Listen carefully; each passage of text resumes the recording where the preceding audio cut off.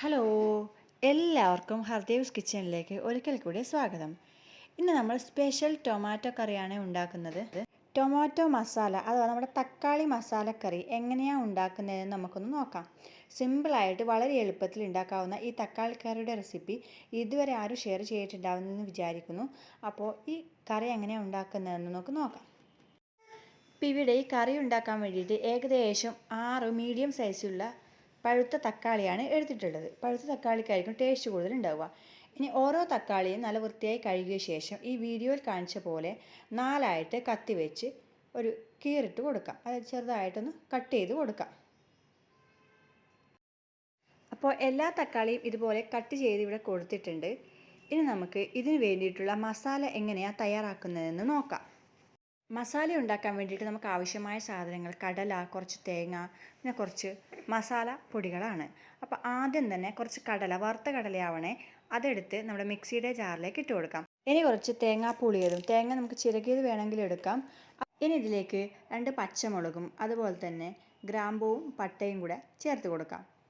ഇനി 1 ടീസ്പൂൺ ഇഞ്ചി വെള്ളുള്ളി പേസ്റ്റും അതുപോലെ തന്നെ കറിവേപ്പില അരിഞ്ഞതും അതുപോലെ തന്നെ മെന്തിയില എന്ന് വെച്ചാൽ നമ്മുടെ ഉലുവയുടെ ഇല അതുകൂടെ അരിഞ്ഞത് ചേർത്ത് കൊടുക്കുക. പിന്നെ 1 ടീസ്പൂൺ മല്ലിപ്പൊടിയും അതുപോലെ തന്നെ 1/2 ടീസ്പൂൺ മുളക് പൊടിയും, അതായത് കുരുമുളക് പൊടിയും, പിന്നെ 1/2 ടീസ്പൂൺ മുളക് പൊടിയും 1 ടീസ്പൂൺ ഉപ്പും കൂടെ ചേർത്ത് കൊടുക്കാം. അതിലേക്ക് കുറച്ച് പുളിയും കൂടെ ചേർത്ത ശേഷം നമുക്കിത് അടച്ച് നന്നായിട്ടുള്ള ഒരു അരഞ്ഞ പരുവത്തിലുള്ള പേസ്റ്റാക്കി എടുക്കാം. ഇതേ സമയത്ത് നമുക്ക് കുറച്ച് കടുകും ജീരകവും അതുപോലെ തന്നെ ഉലുവയും കൂടെ ഉഴുന്നും കൂടി ചേർത്ത് എണ്ണയിട്ട് പൊട്ടിക്കാം. പിന്നെ അരിഞ്ഞു വെച്ച ഉള്ളി അതും കൂടെ നന്നായിട്ട് വഴറ്റിയെടുക്കാം.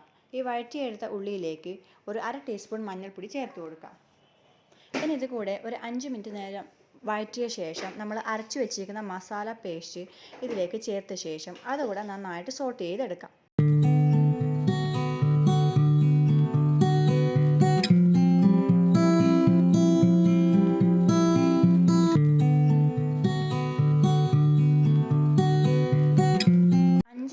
ഈ മസാല ഇങ്ങനെ വെന്തതിന് ശേഷം നമ്മൾ മുറിച്ച് വെച്ചിരിക്കുന്ന തക്കാളി, നമ്മുടെ മെയിൻ ഇൻഗ്രീഡിയൻറ്റ്, ഇതിലേക്ക് ചേർത്ത് കൊടുക്കാം. എല്ലാ തക്കാളിയും ചേർത്ത ശേഷം ഈ മസാലയുമായി നന്നായിട്ട് യോജിപ്പിച്ച് കൊടുക്കാം. ഈ യോജിപ്പിക്കുന്നത് വളരെ നന്നായിട്ട് ശ്രദ്ധിച്ച് വേണം ചെയ്യാൻ വേണ്ടിയിട്ട്. ഈ തക്കാളിയിലേക്ക് എല്ലാ മസാലയും ചേരുന്നത് വരെ നമ്മളിങ്ങനെ ഇളക്കി കൊടുക്കാം. പിന്നെ അടച്ചു വെച്ച ശേഷം ഒരു 5 മിനിറ്റ് വേവിക്കാം. ഈ കുറച്ച് കഴിഞ്ഞ് ഇതൊന്ന് മെല്ലെ ഇളക്കിയ ശേഷം നമ്മൾ ആവശ്യത്തിന് ഉപ്പുണ്ടോ എന്ന് ചെക്ക് ചെയ്യാം. ഏകദേശം 1/2 ടീസ്പൂൺ ഉപ്പ് കൂടെ ഇതിലേക്ക് ചേർക്കാം. അപ്പോൾ ആവശ്യത്തിന് ഉപ്പിട്ട ശേഷം ഒരു 1/2 ഗ്ലാസ് വെള്ളം കൂടെ ചേർത്ത് നന്നായിട്ട് ഇളക്കാം. ഇനി ഒരു 10 മിനിറ്റ് ഈ തക്കാളി വേവുന്നത് വരെ നമുക്ക് കാത്തിരിക്കാം.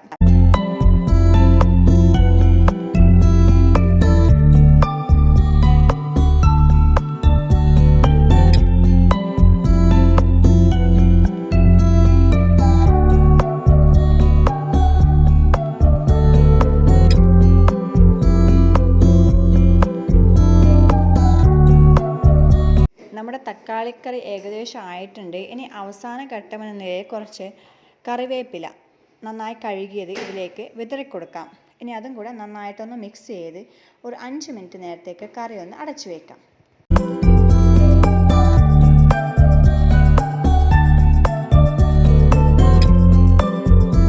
അപ്പം നമ്മുടെ മസാല തക്കാളിക്കറി ഇവിടെ ഏകദേശം റെഡി ആയിട്ടുണ്ട്. അപ്പോൾ വളരെ സിമ്പിളായിട്ട് ഉണ്ടാക്കാൻ പറ്റുന്ന ഈ തക്കാളിക്കറി എല്ലാവരും ഒന്ന് വീട്ടിൽ ട്രൈ ചെയ്ത് നോക്കണേ. ട്രൈ ചെയ്ത് നോക്കിയിട്ട് കമൻറ്റ്സ് പറയാൻ മറക്കല്ലേ. അപ്പോൾ കൂടുതൽ വീഡിയോകൾക്കായി ഈ ചാനൽ സബ്സ്ക്രൈബ് ചെയ്യാൻ മറക്കല്ലേ. Thanks for watching. Thank you.